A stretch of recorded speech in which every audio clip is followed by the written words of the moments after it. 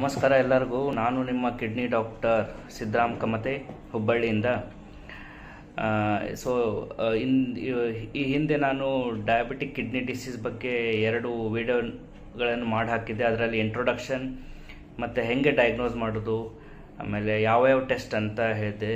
So ಇವತ್ತಿನ ವಿಷಯ diabetic kidney ಡಿಸೀಸ್ನ ಹೆಂಗೆ ಟ್ರೀಟ್ ಮಾಡೋಕೆ, ನಾವು ಟ್ರೀಟ್ಮೆಂಟ್ ಹೆಂಗೆ, ಮ್ಯಾನೇಜ್ಮೆಂಟ್ ಹೆಂಗೆ, ಸೊ ಹೆಂಗೆ ಪ್ರಿವೆಂಟ್ ಮಾಡೋದು, ಡಯಾಲಿಸಿಸ್ ಹೋಗೋದನ್ನು ಹೆಂಗೆ ಪೋಸ್ಟ್ಪೋನ್ ಮಾಡೋದು ಅಂತ ಇವತ್ತಿನ ವಿಷಯ. ಸೊ ಫಸ್ಟ್ ಆಫ್ ಆಲ್ ನಮಗೆ ಶುಗರ್ ಕಂಟ್ರೋಲ್ ಅಂತ, ಆಲ್ರೆಡಿ ಶುಗರ್ ಇದ್ದ ಪೇಷಂಟಿಗೆ ಆಲ್ರೆಡಿ ಟ್ರೀಟ್ಮೆಂಟ್ ನಡೀತಾ ಇರುತ್ತೆ. ಅವಾಗೆ ಕಿಡ್ನಿ ಡಿಸೀಸ್ ಸ್ಟಾರ್ಟ್ ಆದಮೇಲೆ ಸ್ವಲ್ಪ ಅಡ್ಜಸ್ಟ್ಮೆಂಟ್ ಬೇಕಾಗುತ್ತೆ. ಅಕಾರ್ಡಿಂಗ್ ಟು ಕ್ರಿಯಾಟಿನ್ ಲೆವೆಲ್ಸ್ ಸ್ವಲ್ಪ ಕಿಡ್ನಿ ಅಂದರೆ ಶುಗರ್ ಮೆಡಿಸಿನ್ಸ್ ಅಡ್ಜಸ್ಟ್ ಮಾಡಬೇಕಾಗುತ್ತೆ. ಇಲ್ಲ ಅಂತಂದರೆ ನಿಮ್ಮ ಶುಗರ್ ಸಡನ್ಲಿ ಲೋ ಆಗಿಬಿಡುತ್ತೆ ಅಥವಾ ಬೇರೆ ಬೇರೆ ಪ್ರಾಬ್ಲಮ್ ಸ್ಟಾರ್ಟ್ ಆಗುತ್ತೆ. ಅದಕ್ಕೆ ನಿಮ್ಗೆ ಡಾಕ್ಟರ್ಸ್ ಭೇಟಿಯಾಗಿ ನಿಮ್ಮ ಕ್ರಿಯಾಟಿನಿನ್ ತಕ್ಕ ಹಾಗೆ ನಿಮ್ಮ EGFR ಅಂತ ಹೇಳ್ತಾರೆ, ಅದ್ರ ತಕ್ಕ ಹಾಗೆ ನಿಮಗೆ ಬ್ಲಡ್ ಅಂದರೆ ಶುಗರ್ ಮೆಡಿಸಿನ್ಸ್ ಚೇಂಜ್ ಮಾಡೋಕ್ಕಾಗುತ್ತೆ. ಆಮೇಲೆ ಸೆಕೆಂಡ್ ಆ್ಯಂಡ್ ಮೋಸ್ಟ್ ಇಂಪಾರ್ಟೆಂಟ್ ಅಂದರೆ blood pressure control. Blood pressure control ಅಂತಂದರೆ ಮೇನ್ಲಿ ಹೆಂಗೆ ನಾ ಲಾಸ್ಟ್ ಟೈಮ್ ಹೇಳಿದಾಗೆ ನಿಮ್ಮ ಬ್ಲಡ್ ಪ್ರೆಷರ್ ಕಂಟ್ರೋಲ್ ಇರಲಿಲ್ಲ ಅಂತಂದರೆ ನೀವು ಶೀಘ್ರವಾಗಿ ಕಿಡ್ನಿ ಫೇಲ್ಯೂರ್ ಅಂದರೆ ಲಾಸ್ಟ್ ಸ್ಟೇಜಿಗೆ ಹೋಗಿ ಡಯಾಲಿಸಿಸ್ನಲ್ಲಿ ಹೋಗ್ಬಿಡ್ತೀರ. So blood pressure control is most important.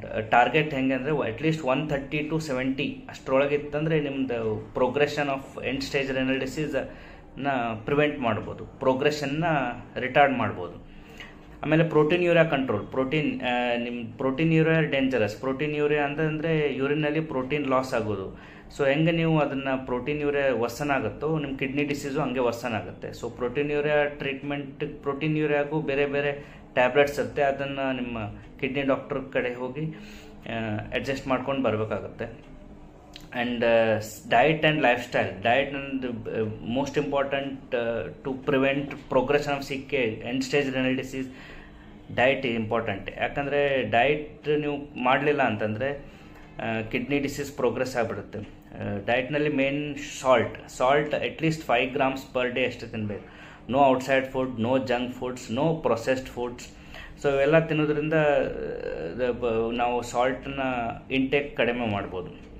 ಆಮೇಲೆ ಪೊಟ್ಯಾಷಿಯಮ್ ಕೆಲವೊಬ್ಬರಿಗೆ ಪೊಟ್ಯಾಷಿಯಮ್ ಹೈ ಇರುತ್ತೆ. ಸೊ ಅವ್ರಿಗೆ ಡಾಕ್ಟರ್ ಹತ್ರ ಹೋಗಿ ಪೊಟ್ಯಾಷಿಯಮ್ ಚೆಕ್ ಮಾಡಿಸಿ ಲೋ ಪೊಟ್ಯಾಷಿಯಮ್ ಡಯಟ್ ತಿನ್ಬೇಕಂದ್ರೆ ಕೆಲವೊಂದು ಹಣ್ಣನ್ನು ಅವಾಯ್ಡ್ ಮಾಡಬೇಕು, ಹಣ್ಣಿನ ಜ್ಯೂಸ್ ಅವಾಯ್ಡ್ ಮಾಡಬೇಕು. ಪೊಟ್ಯಾಟೊ, ಟೊಮ್ಯಾಟೊ ಆ ಥರ ಕೆಲವೊಂದು ವೆಜಿಟೇಬಲ್ಸ್ನ ಕಡಿಮೆ ಮಾಡಬೇಕು. ಆಮೇಲೆ ಪ್ರೋಟೀನ್ ಹೆಂಗೆ ನಿಮ್ಮ ಕಿಡ್ನಿ ಡಿಸೀಸ್ ಪ್ರೋಗ್ರೆಸ್ ಆಗುತ್ತೆ. ಸೊ ಪ್ರೋಟೀನ್ ಇಂಟೇಕ್ ಕಡಿಮೆ ಮಾಡಬೇಕು, ನಾನ್ ವೆಜಿಟೇರಿಯನ್ ಕಡಿಮೆ ಮಾಡಬೇಕು. ಸೊ ವೆಜಿಟೇರಿಯನ್ ಡಯಟೇ ಮೇನ್ ಅಂತ ಮಾಡಬೇಕು. ಆಮೇಲೆ ನೆಕ್ಸ್ಟ್ ಅಂದರೆ ಕಿಡ್ನಿ ಸ್ಪೆಸಿಫಿಕ್ ಮೆಡಿಸಿನ್ಸ್ ಇರ್ತವೆ, ಲೈಕ್ ಪ್ರೋಗ್ರೆಷನ್ ಆಫ್ CKDಗೆ ಅಂದರೆ ನಿಮ್ಮದು ಡಯಾಲಿಸಿಸ್ ಹೋಗದೇ ಇರೋದು ಕೆಲವೊಂದು ಈಗೀಗ ಹೊಸ ಮೆಡಿಸಿನ್ಸ್ ಬಂದಿದ್ದಾವೆ. ಆ ಮೆಡಿಸಿನ್ಸ್ ಹಾಕೋದ್ರಿಂದ ನಿಮ್ಮ ಡಯಾಲಿಸಿಸ್ ಡಯಾಲಿಸಿಸ್ ಹೋಗೋದನ್ನು ತಡೆಗಟ್ಬೋದು.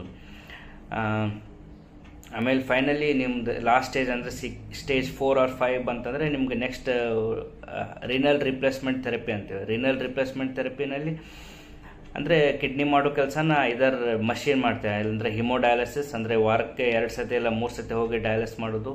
ಇನ್ನೊಂದು ಪೆರಿಟೋನಿಯಲ್ ಡಯಾಲಿಸಿಸ್. ಪೆರಿಟೋನ್ ಅಂದರೆ ಹೊಟ್ಟೆಯಲ್ಲಿ ಫ್ಲೂಯಿಡ್ ಎಕ್ಸ್ಚೇಂಜ್ ಮಾಡಿ ಅದು dialysis, that is peritoneal dialysis. ಮತ್ತು gold standard treatment of any kidney disease, long standing kidney disease ಅಂದರೆ kidney transplant is also one of the gold standard treatment. So ಇವೆಲ್ಲ ಅದು treatment modality of diabetic kidney disease. ಮುಂದೆ ನಾನು next ಸಂಚಿಕೆಯಲ್ಲಿ ಮತ್ತೆ renal replacement therapy ಬಗ್ಗೆ ಡೀಟೇಲಾಗಿ ಹೇಳ್ತೀನಿ. ನಮಸ್ಕಾರಗಳು.